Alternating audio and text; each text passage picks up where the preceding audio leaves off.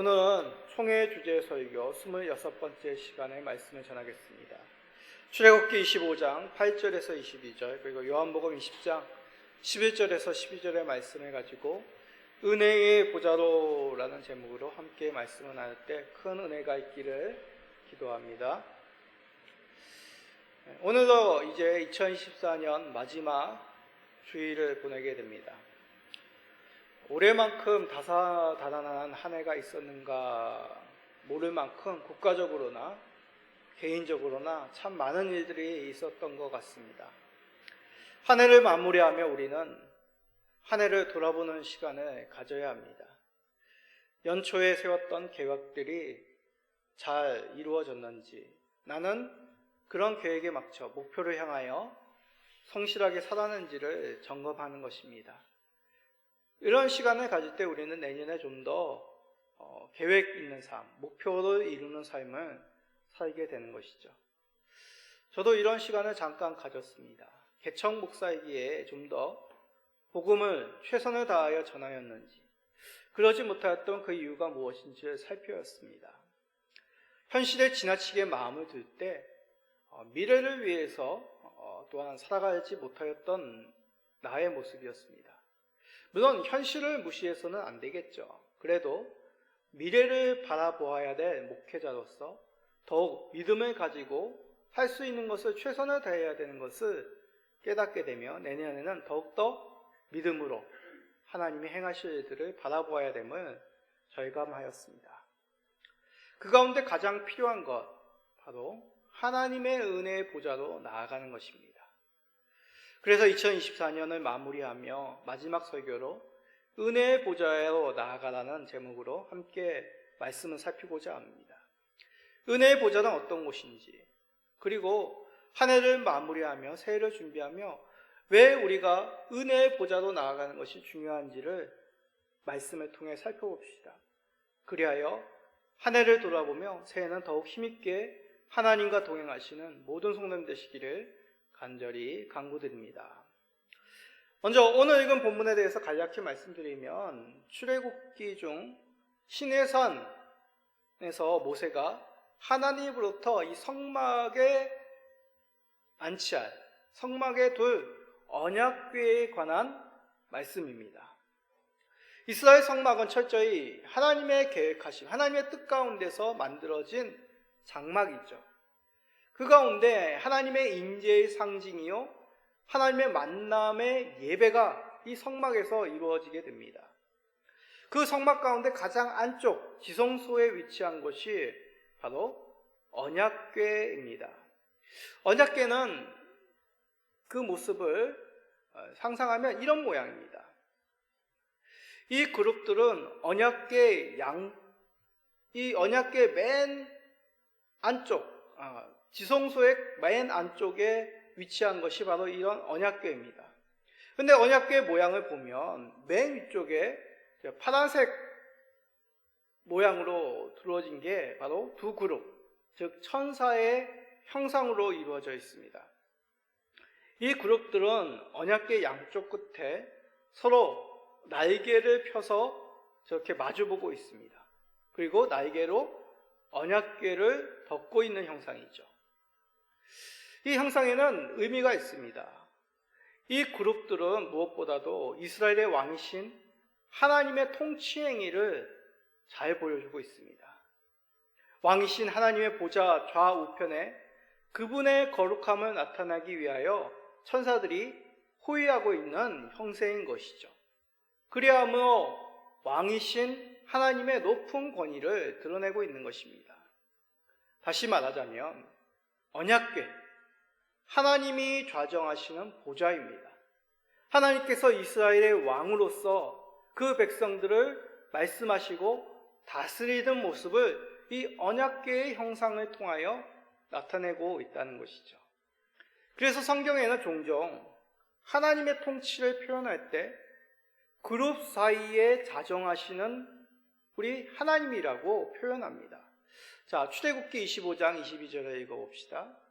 거기서 내가 너와 만나고 속죄소 위 곧 증거궤 위에 있는 두 그룹 사이에서 내가 이스라엘 자손을 위하여 내게 명령할 모든 일을 내게 이루리라.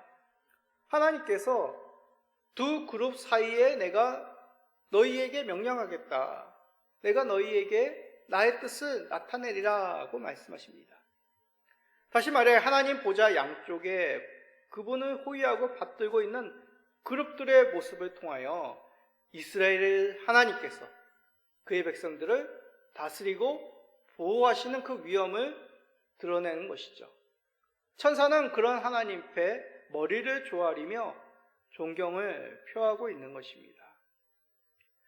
우리 성도님들은 상대방에게 언제 머리를 조아립니까? 존경과 감사를 나타낼 때 우리는 공손하게 상대방에게 머리를 조아리게 되죠. 즉 천사가 보좌에 앉으신 하나님께 머리를 숙이는 이 형상은 하나님의 백성은 하나님의 통치 안에 들어오도록 초청하며 그분께 순종함을 고백하는 형상이란 얘기입니다. 너희들은 여호와의 왕권을 인정하라. 그분의 통치 안에 들어오라. 그 속에서 참된 위로와 평강을 맛보라는 형상인 것이죠. 자, 그런데 특별히 이 그룹들은 날개를 활짝 펴고 있습니다. 천사들의 날개는 여러 가지 의미가 있습니다. 특히 하나님의 백성에 대한 안정과 보호, 그것을 나타내는 것이 바로 이 그룹의 날개입니다. 성경에는 종종 그 백성들에 대한 하나님의 안전한 그 보호의 표시로 여호와의 날개, 주의 날개라는 표현을 많이 사용하고 있습니다. 출애굽기 19장 4절에도 있습니다. 내가 애굽 사람에게 어떻게 행하였음과 내가 어떻게 독수리 날개로 너희를 업어 내게로 인도하였음을 너희가 보았느니라. 독수리 날개로 너희를 업어서 인도하여 내었다. 이것은 하나님께서 이스라엘 백성들을 정말 새 날개처럼 업어가지고 인도했다는 것이 아니라 이 하나님의 날개와 같이 너희들을 보호하고 인도하였다는 뜻인 것이죠.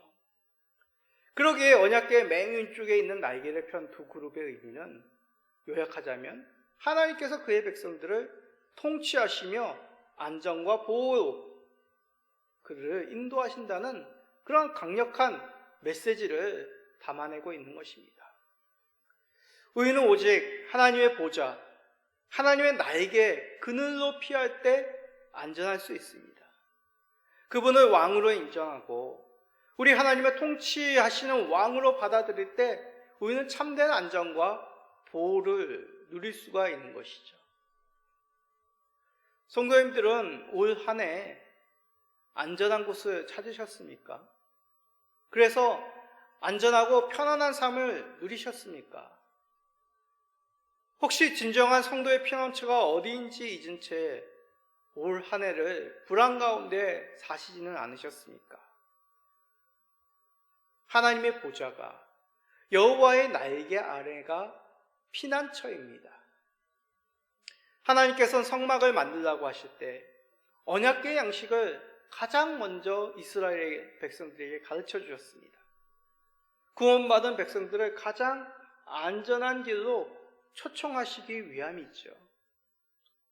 올해를 돌아보며 무거운 이 땅의 삶에 과연 피할 곳이 어디인지를 묵상하시기를 바랍니다. 하나님이 결코 우리에게 굴레를 씌우시는 분이 아닙니다. 하나님의 다스림과 인도하심에 순종할 때, 하나님께로 피할 때 참된 안전이 있음을 기억하시며 한 해를 잘 마무리하시는 우리 모든 성도님 되시기를 간절히 기도드립니다. 이제 우리는 언약궤의 두 번째 자리로 눈을 돌려야 됩니다. 언약궤의 맨 위쪽에 있었던 날개편 두 그룹 아래 바로 언약궤를 덮고 있는 덮개가 있습니다. 그림을 보실 때 저 초록색 원이 바로 언약궤를 덮고 있는 덮개입니다. 이 덮개는 여러 가지 기능들이 있겠죠. 언약궤 속을 보지 못하도록 하는 뚜껑입니다. 그러나 하나님께서는 이 덮개를 언약궤를 덮는 뚜껑이라고 말씀하시지 않고 다른 이름으로 부르셨습니다. 바로 속죄소입니다. 속죄소. 본문 오늘 읽은 출애굽기 25장 19, 20절에 보면 이 속죄소가 그 위에 있는 날개 편 두 그룹과 매우 긴밀하게 연관되어 있음을 말씀합니다. 자, 출애굽기 25장 19, 20절입니다. 한 그룹은 이 끝에, 또 한 그룹은 저 끝에, 곧 속죄소 두 끝에 속죄소와 한 동이로 연결할지며, 그룹들은 그 날개를 높이 펴서 그 날개로 속죄소를 덮으며 그 얼굴을 서로 대하여 속죄소를 향하게 하고. 하나님께서 이 두 그룹을 바로 그 아래에 있는 속죄소와 한 덩어리로 연결하라라고 말씀하십니다. 즉 언약궤 위에 있는 두 그룹을 그냥 얹어놓은 것이 아닙니다. 언약궤의 덮개인 이 속죄소에 그것들을 연결하여 붙여 놓으신 것이죠. 그래서 하나님께서는 이 두 가지가, 그룹들과 속죄소가 하나다라는 것을 나타내셨습니다. 또한 이 두 그룹은 그 날개로 속죄소를 덮고 있습니다. 서로 마주 대하고 얼굴을 대하면서 말이죠. 마주 얼굴을 대하면서 속죄소를 향하여 엎드린 자세를 취하고 있는 것입니다. 그러기에 이 두 그룹은 두 그룹 사이에 있는 속죄소에서 볼 때 천사들은, 그룹들은 속죄소를 향하여 마주 보고 있는 자세라는 것이죠. 그렇다면 하나님께서는 왜 이 둘을 하나로 연하여 만들고 그룹들이 속죄소를 바라보게 만드신 이유가 무엇이냐는 것입니다. 하나님의 안전한 인도와 보호하심, 그 하나님의 안전한 인도, 바로 속죄의 사역과 뗄 수 없는 관계가 있다. 이것을 보여주는 것이죠. 조금 전에 저는 여호와의 날개 아래라는 말이 성경에 종종 하나님의 안전한 인도와 보호를 상징한다고 말씀드렸습니다. 이런 표현들은 대체로 시편에 자주 등장합니다. 시편의 시인들은 자신들이 여호와의 날개 아래로 피신해야만 안전한 도피처가 된다라고 그렇게 고백을 합니다. 그 여호와의 날개, 그 날개 아래 어디겠습니까? 바로 성전이죠. 좀 더 구체적으로 말하면 언약궤, 즉 여호와의 날개 아래, 바로 그룹들 날개 사이에 있는 속죄소를 의미하는 것입니다. 이 속죄소라는 이름에 대해서 좀 더 살펴봅시다. 언약궤의 덮개를 속죄소라고 부른다고 하였습니다. 근데 그 이유가 무엇입니까? 속죄소에서 하는 일들 때문입니다. 이곳은 죄가 씻김받는 자리입니다. 이스라엘 대제사장은 1년에 단 하루 이스라엘 원력으로 7월 10일에 대속죄일입니다. 그날이 되면 온 이스라엘을 대표하는 이 대제사장이 대표해서 지성소로 들어가 향로의 연기를 속죄소 위에 피웁니다. 그리고 대속의 제물의 짐승의 피를 이 속죄소 위와 그 앞에 뿌립니다. 그리함으로 온 백성의 죄를 사함을 받는 것이죠. 레위기 16장 14절에 그 말씀이 있습니다. 그는 또 수송아지의 피를 가져다가 손가락으로 속죄소 동쪽에 뿌리고 또 손가락으로 그 피를 속죄소 앞에 7번 뿌릴 것이며. 이제 우리는 하나님께서 왜 그룹들과 속죄소를 하나로 연결하셨는지 깨닫게 됩니다. 날개 편 두 그룹들은 하나님의 왕권 아래에 있다는 것을 상징한다고 하였습니다. 그런데 하나님의 날개 아래, 이 그룹 날개 아래는 죄 사함이 선포되는 속죄소입니다. 여호와께로 안전하게 피신하기를 원하는 사람들이 반드시 바라봐야 할 곳, 그것은 바로 여호와의 날개 아래인 속죄소라는 것이죠. 하나님께서 우리에게 약속하신 안전은 속죄의 피와 결부되어 있습니다. 누구든지 하나님께로 나와 그분의 보호를 받기를 원한다면 그는 반드시 죄 사함의 자리로 들어가야 합니다. 하나님 날개 아래에서 죄 사함이 있다는 것이죠. 왜냐하면 그곳에 속죄할 수 있는 죄를 짊어진 대속의 피가 뿌려지기 때문입니다.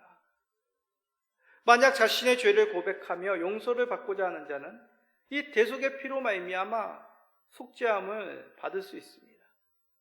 이는 하나님의 통치 가운데 안전을 보장받는 말과 같은 뜻이죠. 반대로 자신에게 죄가 없다고 생각하는 자들, 그분의 보호하심과 인도하심을 받을 수가 없습니다. 왜냐하면 사람은 죄를 해결하지 못한다면, 하나님의 속죄소로 나오지 못한다면 여전히 하나님의 진노 가운데 있기 때문이죠. 이 점에서 속죄소는 모든 사람들에게 공평합니다. 부자든 가난한 자든, 나이가 많든 나이가 적든, 유식하든 무식하든, 남자든 여자든, 유대인이든 이방인이든 모두 다가 하나님 앞에서 죄를 해결받아야 될 초라한 죄인이라는 사실이죠. 속죄의 피가 없다면 모두 다가 위험한 상태, 하나님의 진노 가운데 있는 상태입니다. 그러기에 속죄소는 모든 사람에게 겸손을 요구합니다. 하나님의 보호와 인도를 받기를 원한다면 모든 사람 예외 없이 자신의 연약함을 고백하며 하나님의 용서하심을 바라며 자신의 죄를 이 속죄소 앞에 사함을 받아야 된다는 얘기죠. 사랑하는 성도님들, 올 한 해를 돌아보며 혹시 삶의 마음 가운데 여전히 해결받지 못한 죄들이 있습니까? 여호와의 날개 아래는 속죄의 피가 있는 자리인 것을 기억하십시오. 이를 절대로 잊어서는 안 됩니다. 주 백성의 모든 안전은 죄 사함의 은혜 가운데 선포됩니다. 우리의 모든 삶은 속죄의 피에 의존할 때만이 안전을 보장받을 수 있습니다. 하나님께서는 속죄의 피가 있는 그곳에 여러분을 인도하시고 보호하시기를 원하십니다. 어서 빨리 여호와의 날개 아래로 피신하십시오. 속죄의 피가 피어진 그 자리로 나아오십시오. 하나님께서는 겸손히 자신의 죄를 고백하며 하나님의 통치를 받고자 하는 자를 외면하지 않아야 하십니다. 한 해를 마무리하며 자신을 돌아보며 아직 진정으로 하나님께 나오지 못한 분이 계시다면 죄 사하시기를 기뻐하시는 하나님께 나와 참된 평강을 맛보시기를 간절히 기도드립니다. 이제 마지막으로 언약궤의 세 번째 부분을 살펴봅시다. 언약궤는 날개 편 그룹이 제일 위에 있습니다. 그 아래는 바로 속죄소가 언약궤를 덮고 있죠. 그러면 제일 아래는 바로 언약궤 본체가 있습니다. 그런데 하나님께서는 이 속죄소의 아래, 그 언약궤 본체 안에 특별한 것을 담아주십니다.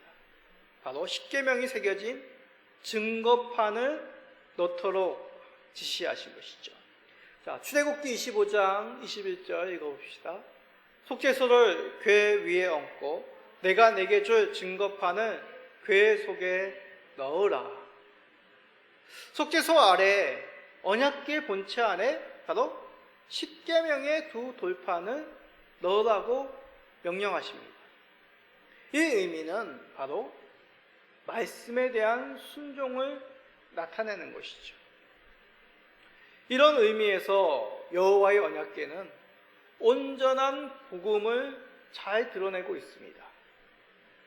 복음이 무엇입니까?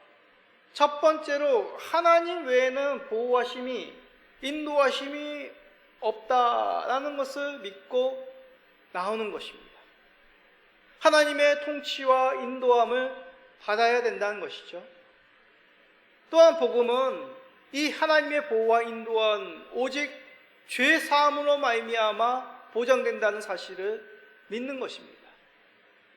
그리고 그 다음 이제 복음은 죄 사함을 받아 하나님의 보호와 인도를 받는 자로서 그 바뀐 인생을 삶 가운데 드러내는 것입니다. 그것은 이제 하나님의 말씀을 믿음으로, 하나님의 말씀에 순종함으로 이 복음의 삶을 살아가게 되는 것이죠. 선하신 하나님의 말씀을 통해 우리를 안전하게, 또한 하나님의 보호하심으로 살아간다는 의미입니다. 하나님께서는 죄사함이 있는 속죄소, 다시 말하면 두 그룹 사이에 말씀을 주시기 시작합니다. 22절은 두 그룹, 그리고 속죄소, 그리고 증거판을 통하여 하나님의 말씀, 그 말씀이 이 세 가지와 어떻게 합해졌는지를 우리에게 잘 보여주고 계십니다. 자, 출애굽기 25장 22절 다 같이 다시 한번 읽어봅시다. 거기서 내가 너와 만나고 속죄소 위 곧 증거궤 위에 있는 두 그룹 사이에서 내가 이스라엘 자손을 위하여 내게 명령할 모든 일을 내게 이르리라. 아멘. 여호와의 날개와 속죄소, 그리고 말씀, 이것을 함께 생각함으로써 결코 말씀이 무거운 짐이 아님을 깨닫습니다. 하나님의 인도와 보호하심의 방법이 바로 말씀이라는 얘기죠. 어떻게 우리가 하나님의 용서하심을 확증받을 수 있습니까? 말씀을 통해서입니다. 어떻게 하나님의 인도와 보호하심을 누릴 수 있습니까? 말씀 속에서입니다. 정작 우리를 무겁게 만드는 것은 말씀이 아닙니다. 죄의 짐입니다. 오히려 무거운 죄의 짐을 벗게 만들고 속죄의 은혜를 누리게 하는 것이 말씀의 은혜라는 것이죠. 그러기에 이 말씀을 순종하는 것, 이것은 죄의 짐에 비하며 우리를 가볍게 만드는 자유의 멍에입니다. 우리가 보통 자유는 아무것도, 나는 올가매는 것이 없는 것이 자유라고 생각합니다. 내 뜻대로, 내 마음대로 사는 것이 자유라고 생각합니다. 근데 그게 과연 자유입니까? 요즘 우리나라 정세가 그렇지 않습니까? 한 사람이 자기의 멋대로 행동할 때 얼마나 이 나라가 혼란스럽게 됩니까? 그건 결코 자유가 아닙니다. 법이라는 그 테두리 속에서 자유가 제한되어질 때, 한 사람이 제한되어질 때 진정한 자유의 은혜를 누리는 것이죠. 말씀의 멍에를 맬 때 우리는 그 죄의 짐을 벗고 사망으로 인도하던 우리의 인생이 함께 참된 생명을 누릴 수가 있는 것입니다. 시편 119편 105절입니다. 주의 말씀은 내 발의 등이요 내 길에 비치니이다.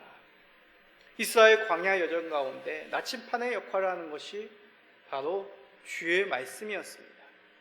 하나님께서 언약궤를 포함한 성막을 만들라고 하신 그 시점, 그 장소를 생각해 보십시오. 광야 생활 한가운데였습니다. 광야 생활로 인하여 이스라엘은 점점 지쳐가고 굶주리고 목말라 하였습니다. 점차 불평이 많아지고 원망이 커지는 그러한 고된 삶을 살아가게 되었죠. 바로 그때 하나님께서는 언약궤를, 성막을 만들라고 지시하셨습니다. 비록 그들이 광야 생활이라는 고난의 여정을 살아가고 있지만 하나님께서 너희와 함께 하심을 잊지 말라는 뜻에서 이러한 눈에 보이는 형상을 만들게 하신 것이죠. 바꾸어 말하면 여호와의 날개 아래에 있기만 하면 용서와 은혜와 인도와 보호, 그 말씀을 따라 걸어가기만 하면 확실한 안전한 그 생명의 길이 있음을 나타내신 것입니다. 우리는 잊지 말아야 됩니다. 인생의 고난이 사라지면 가장 평안하고 안전을 누릴 수 있을까요? 아닙니다. 하나님께서는 우리들이 가장 힘들고 어려운 바로 그 순간에도 도저히 한 발짝을 내디딜 수 없는 그 쓰러질 듯한 그 순간에도 우리들의 가장 안전한 피난처가 되십니다. 하나님만이 참된 안전이요 평안이요 바른 생명의 길이라는 것이죠. 이 사실을 언약궤의 양식을 통하여 보여주셨습니다. 자, 이쯤 되면 궁극적으로 우리가 한 가지 의문이 듭니다. 아니, 광야 생활하는 이스라엘에게는 그 눈에 보이는 성막, 언약궤를 보여주셨지만 지금은 없지 않습니까? 그럼 우리는 뭘 보고 살아가야 되는 것이죠? 그냥 PPT 사진을 보는 그 성막, 언약궤를 보면 되는 것입니까? 아닙니다.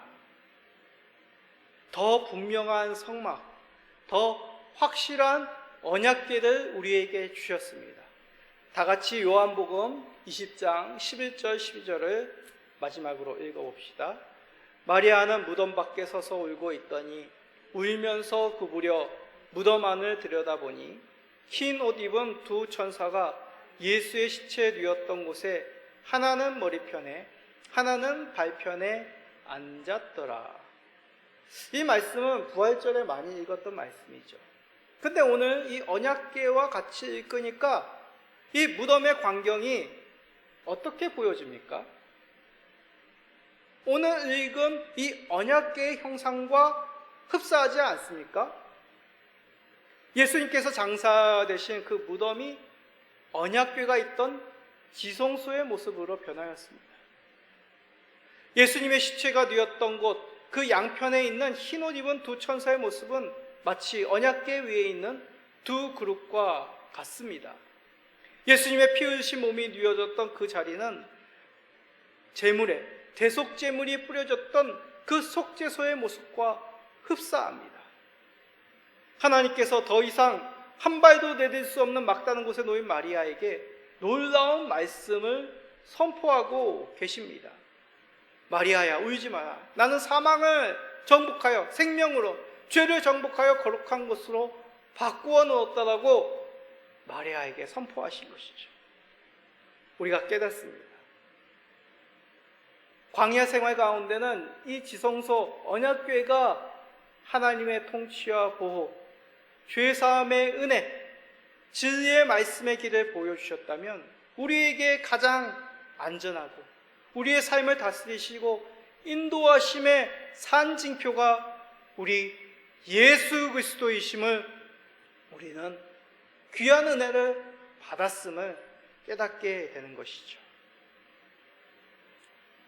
사랑하는 성도님들, 올 한 해 혹시 이스라엘이 광야에서 고난을 겪은 것 같은 세상에서 여러 일들로 지치셨습니까? 두려우시십니까? 고통스러우셨습니까? 다시 한번 오늘 이 말씀으로 예수 그리스도 안에서 참된 평강, 죄사함의 은혜, 분명한 우리의 삶의 바른 지표를 찾으시기 바랍니다. 주 예수의 이름을 부르십시오. 고난받는 그대로, 연약한 모습 그대로, 지친 모습 그대로 나아오십시오. 주 예수님만이 우리의 참된 안식이요 참된 보호자가 되시며 참된 생명의 길로 인도하고 계십니다. 한 해를 마무리하며 예수님과 동행하였는지를 살피며 오직 예수님만이 우리의 은혜임을 잊지 아니하시며 새해를 맞이하시는 우리 모든 성도님 되시기를 예수 그리스도의 이름으로 축복드립니다. 아멘.